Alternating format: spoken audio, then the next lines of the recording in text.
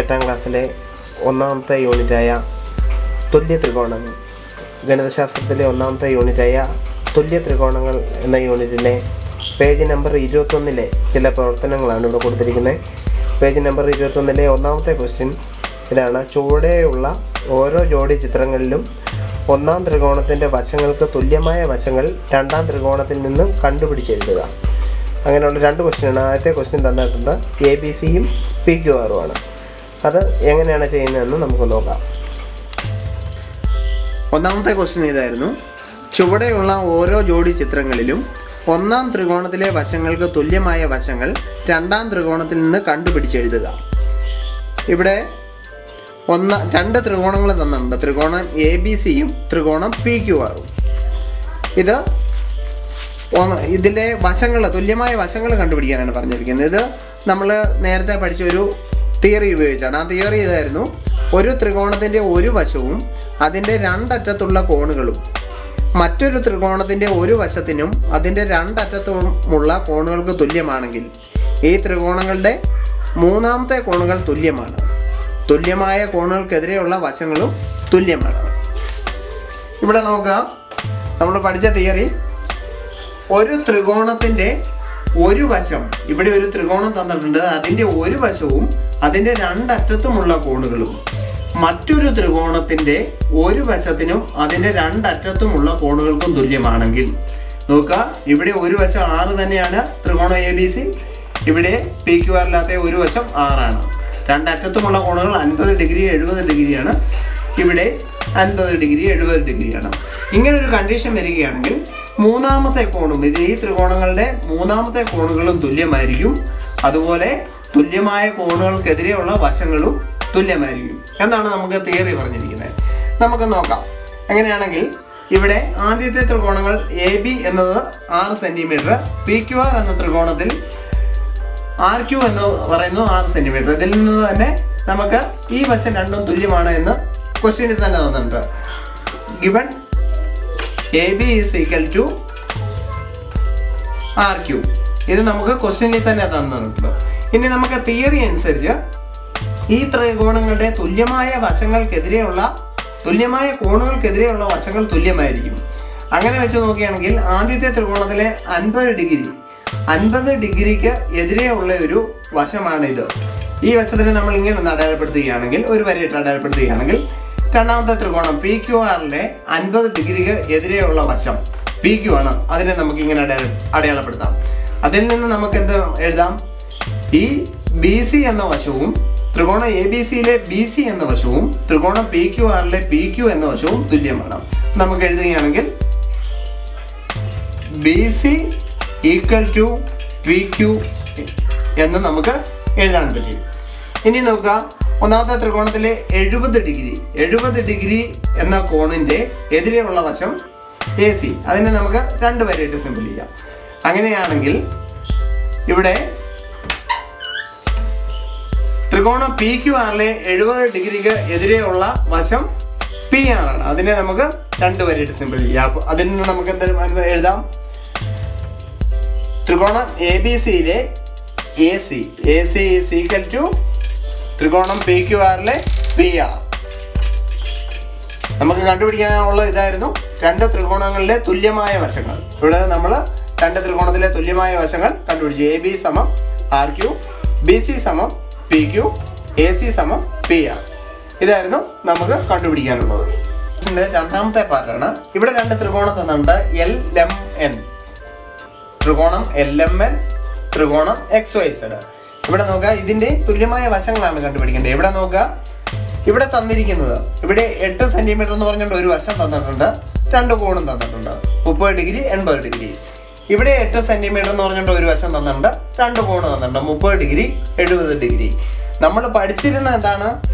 ഒരു ത്രികോണത്തിൻ്റെ ഏതെങ്കിലും ഒരു വശവും അതിൻ്റെ 2 അറ്റത്തുമുള്ള കോണുകളും മറ്റൊരു ത്രികോണത്തിൻ്റെ ഒരു വശത്തിനും അതിൻ്റെ 2 അറ്റത്തുമുള്ള കോണുകൾക്കും തുല്യമാണെങ്കിൽ അതിൻ്റെ മൂന്നാമത്തെ കോണുകൾ തുല്യമായിരിക്കും. അതുപോലെ തന്നെ തുല്യ കോണുകൾക്കെതിരെയുള്ള വശങ്ങളും തുല്യമായിരിക്കും എന്നാണ് നമ്മുടെ തിയറി പഠിച്ചിരുന്നത്.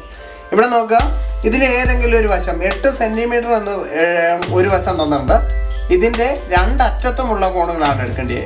ഇതിൻ്റെ 8 സെൻറ്റിമീറ്റർ എന്ന വശം എടുത്തു കഴിഞ്ഞാൽ അതിൻ്റെ രണ്ടറ്റത്തുമുള്ള കോണുകൾ ഈ 30 ഡിഗ്രി, അതായത് എല്ലും എന്നുമാണ്. പക്ഷേ ഇവിടെ തന്നിരിക്കുന്നത് എന്താണ്?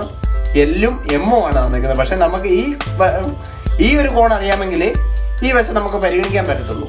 അത് നമുക്ക് ഈസി ആയിട്ട് കണ്ടുപിടിക്കാം. കാരണം ഇത് ഒരു ത്രികോണത്തിലെ 3 കോണുകളുടെ തുക 180 ആണെന്ന് നമുക്കറിയാം.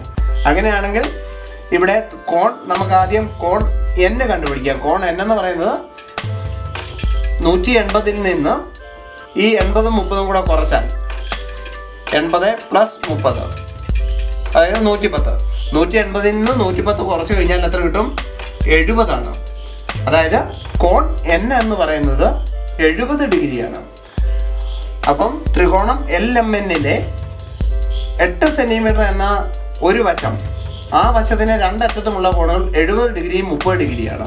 ഇവിടെ നോക്കിയേ, ത്രികോണം XYZ-ലെ XY എന്ന 8 സെൻറ്റിമീറ്റർ ഉള്ള വശത്തിൻ്റെ രണ്ടറ്റത്തുമുള്ള കോണുകൾ 30 ഡിഗ്രി 70 ഡിഗ്രിയാണ്. ഇവിടെ 8 സെൻറ്റിമീറ്ററിൻ്റെ രണ്ടറ്റത്തുമുള്ള കോണുകൾ 30 ഡിഗ്രിയും 70 ഡിഗ്രിയുമാണ്. അതിൽ നിന്ന് നമുക്ക് തുല്യമായ വശങ്ങൾ, അതായത് 8 സെൻറ്റിമീറ്റർ എന്നുള്ളത് ഇവിടെ രണ്ടിടത്തും തുല്യമാണ്. അടുത്ത നമുക്ക് ഓരോ വശങ്ങളും നമുക്ക് തുല്യമായ വശങ്ങൾ എഴുതാം. അതായത് 30 ഡിഗ്രിക്ക് എതിരെയുള്ള വശം ഇതാണ്. ഇതിന് നമുക്ക് 2 വരയിട്ട് അടയാളപ്പെടുത്താം. അതുപോലെ തന്നെ ഇവിടെ 30 ഡിഗ്രിക്ക് എതിരെയുള്ള വശം ഇതാണ്. 30-ന് എതിരെയുള്ളത് XZ 2 വരയിട്ട് കൊടുക്കാം. അതുപോലെ തന്നെ 70 ഡിഗ്രിക്ക് ത്രികോണം LMN-ൻ്റെ അകത്ത് 70 ഡിഗ്രിക്ക് എതിരെയുള്ള വശം LM ആണ്. ഇത് നമുക്ക് 3 വരയിട്ട് കൊടുക്കാം. ഇവിടെ 70 ഡിഗ്രിക്ക് എതിരെയുള്ള വശം YZ ആണ്. അത് നമുക്ക് 3 വരയിട്ട് കൊടുക്കാം. ഇതിന് എഴുതിയാൽ മതി. ഇതിൻ്റെ തുല്യമായ വശങ്ങൾ ഇത് നോക്കാം. LN = XY. അടുത്തത് നമ്മൾ 2 വരയിട്ട് കൊടുത്തേക്കുന്നത് MN = XZ. ഇതുപോലെ നമ്മൾ 3 വരയിട്ട് കൊടുത്തിരിക്കുന്ന LM = YZ. ഇത്രയേ ഉള്ളൂ. ഇത് നമുക്ക് തുല്യമായ വശങ്ങൾ കണ്ടുപിടിക്കാനായിരുന്നു. തുല്യമായ വശങ്ങൾ നമ്മൾ കണ്ടുപിടിച്ചു. രണ്ടാമത്തെ ക്വസ്റ്റ്യനാണ്. ചിത്രത്തിൽ AB എന്ന വരയുടെ രണ്ടറ്റത്തും സമാന്തരവും തുല്യവുമായ 2 വരകൾ AP, BQ വരച്ചിരിക്കുന്നു. PQ, AB ഇവ മുറിച്ച് കിടക്കുന്ന ബിന്ദുവാണ് M. അതിൻ്റെ ഒന്നാമത്തെ പാർട്ട്, ത്രികോണം AMBയുടെ 3 വശങ്ങളും ത്രികോണം BMQവിൻ്റെ വശങ്ങൾക്ക് തുല്യമാണോ? എന്തുകൊണ്ട്? രണ്ടാമത്തെ പാർട്ട്, AB എന്ന വരയിൽ M എന്ന ബിന്ദുവിൻ്റെ സ്ഥാനത്തിൻ്റെ സവിശേഷത എന്താണ്? മൂന്നാമത്തെ പാർട്ട്, 5.5 സെൻറ്റിമീറ്റർ നീളമുള്ള വര വരയ്ക്കുക. ജ്യാമിതി പെട്ടിയിലെ ഒരു മട്ടം മാത്രം ഉപയോഗിച്ച് വരയുടെ മധ്യബിന്ദു കണ്ടുപിടിക്കുക. രണ്ടാമത്തെ ക്വസ്റ്റ്യൻ എങ്ങനെ ചെയ്യാൻ നോക്കാം. രണ്ടാമത്തെ ക്വസ്റ്റ്യനിലെ ഈ പടമാണ്. അതിൻ്റെ ഒന്നാമത്തെ പാർട്ട് ചെയ്യേണ്ടത് ഈ ത്രികോണം AMB അതിൻ്റെ വശങ്ങളും ത്രികോണം BMQ അതിൻ്റെ വശങ്ങളും തുല്യമാണെന്ന് തെളിയിക്കാനാണ്. ഇത് തന്നിരിക്കുന്നത് നമുക്ക് ആദ്യം AB എന്ന ഒരു വരയാണ്. അതുപോലെ തന്നെ തന്നിരിക്കുന്ന അതിൻ്റെ രണ്ടറ്റത്തും AB എന്ന വരയുടെ രണ്ടറ്റത്തും സമാന്തരവും തുല്യമായ 2 വരകൾ APയും BQവും. 2 കാര്യം പറഞ്ഞിട്ടുണ്ട്. APയും BQവും തുല്യമാണ്. അതുപോലെ തന്നെ ഇത് രണ്ടും സമാന്തരമാണ്. തന്നിരിക്കുന്നത് നമുക്ക് വേണമെങ്കിൽ ആദ്യം അങ്ങ് എഴുതാം. AP = BQ. അതുപോലെ തന്നെ AP സമാന്തരമാണ് BQ. ഇവിടെ നമ്മൾ 7ാം ക്ലാസ്സിലൊക്കെ പഠിച്ചിട്ടുണ്ട് 2 സമാന്തര വരകളുടെ പ്രത്യേകത. 2 വരകൾ സമാന്തരമാണെങ്കിൽ ഇത് 2 വരകൾ സമാന്തര വരകളാണെന്ന് വിചാരിക്കുക. അങ്ങനെയാണെങ്കിൽ അതിനെ വേറൊരു വര ഇൻ്റർസെക്റ്റ് ചെയ്യുമ്പോൾ അതിൻ്റെ മറുകോണുകൾ ഈ കോണും ഈ മറുകോണുകൾ തുല്യമായിരിക്കും. അതുപോലെ തന്നെ ഈ കോണും അതും മറുകോണുകളാണ്, അല്ലെങ്കിൽ ഓൾട്ടർനേറ്റ് ആംഗിൾ എന്ന് പറയാം. അതും തുല്യമാണ്. ഇവിടെ നോക്കിയാൽ ഇത് 2 സമാന്തര വരകളാണ്. APയും BQവും സമാന്തര വരകളാണ്. അതിനെ പി ക്യു എന്ന ഒരു വര ഹണ്ണിക്കുമ്പോൾ ഉണ്ടാകുന്ന മറുകോണുകളാണ് ഈ പിയും ക്യൂവും.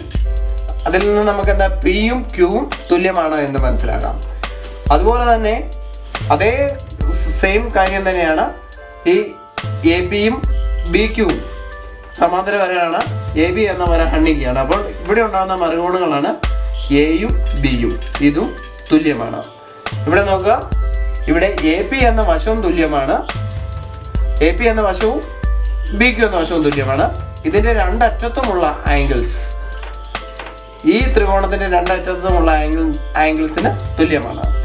ഇത് നമ്മൾ പഠിച്ച തിയറി വെച്ച് നോക്കുമ്പോൾ ഏതെങ്കിലും ഒരു ത്രികോണത്തിൻ്റെ ഒരു വശവും അതിൻ്റെ രണ്ടറ്റത്തുമുള്ള കോണുകളും വേറൊരു ത്രികോണത്തിൻ്റെ ഒരു വശത്തിനും അതിൻ്റെ രണ്ടറ്റത്തുമുള്ള ആംഗിൾസിന് തുല്യമാകുകയാണെങ്കിൽ ത്രികോണത്തിൻ്റെ മൂന്നാമത്തെ കോണ് മറ്റേ ത്രികോണത്തിൻ്റെ മൂന്നാമത്തെ കോണിന് തുല്യമായിരിക്കും. അതുപോലെ തന്നെ തുല്യ കോണിന് എതിരെയുള്ള വശങ്ങളും തുല്യമായിരിക്കും. ഇതിൽ നിന്ന് നമുക്ക് ഇതിൻ്റെ വശങ്ങൾ തുല്യമാണെന്ന് എഴുതാം. തന്നിരിക്കുന്ന കാര്യങ്ങൾ എഴുതുകയാണെങ്കിൽ നമുക്ക് എന്തെഴുതാം? കോൺ എ ഈസ് ഈക്വൽ ടു കോൺ ബി, അതേപോലെ തന്നെ കോൺ പി ഈസ് ഈക്വൽ ടു കോൺ ക്യൂ.